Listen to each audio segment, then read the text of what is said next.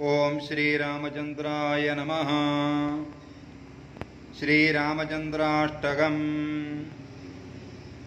सूर्यवंशभूपरत्नभद्रपीठसंस्थितम् जानकी समेतमब्जपत्रनेत्रशोभितम् कैकेयीजलक्ष्मणाञ्जनेयमुख्यसंस्तुतम् रामचन्द्रमाश्रये मरेन्द्रवृन्दवन्दितम् मन्दहाससुन्दरास्य पुण्डरीकमीश्वरम् चण्डभानुगोत्रसिन्धुचन्द्रमिन्दिरावरम् वन्द्यपादयुग्मदासचन्द्रमौलिसंस्मृतम् रामचन्द्रमाश्रये मरेन्द्रवृन्दवन्दितम् गादिजातसप्ततन्तुविघ्नजातसंहरम् चण्डिकेशचण्डचापदण्डखण्डनोत्करम्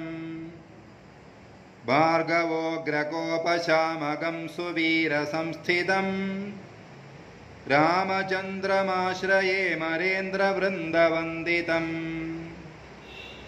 सत्यसन्धताददत्तवाक्यपालनोत्सुकम् मित्रवर्यमित्रपुत्रशत्रुजीवनाशकम् शौर्यधैर्यवीर्यवर्यसद्गुणौघमण्डितम् रामचन्द्रमाश्रये मरेन्द्रवृन्दवन्दितम्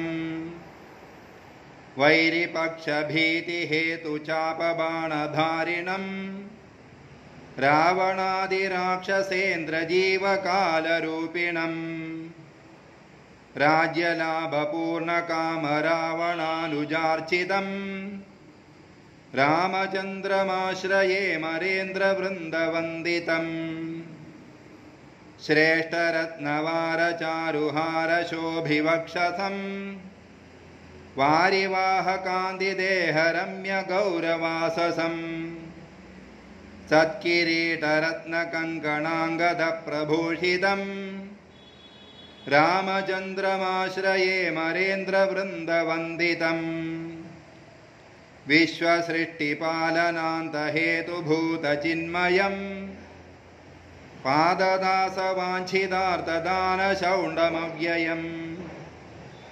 रौप्यपीठभूतमध्वरूपवायुपूजितम् रामचन्द्रमाश्रये मरेन्द्रवृन्दवन्दितम्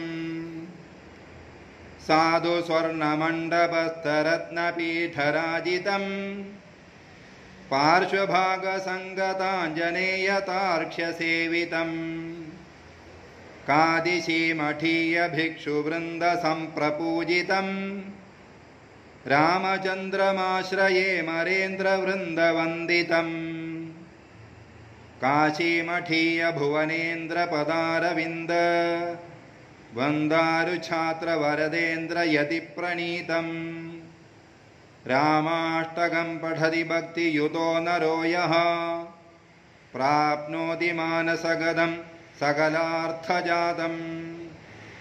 इति श्रीमद्वरदेन्द्रतीर्थकृतं श्रीरामचन्द्राष्टकं सम्पूर्णम्। ओम।